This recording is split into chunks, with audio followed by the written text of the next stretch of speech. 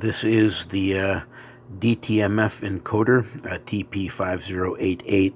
You can see the 4 input lines on the bottom, the colored ones, and those 4 lines come up to a rotary BCD switch right there. So as I turn that switch, it'll connect different lines to power. So whether which lines are high and low give this 16 different inputs. Power, and the output goes to a small Radio Shack mini speaker, and should work well. When I push the button here, that tells it that data is available, and it turns on.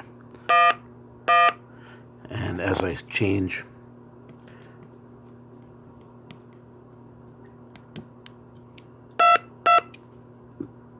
the encoder, the switch changes. The tone alters. So, very good. That works.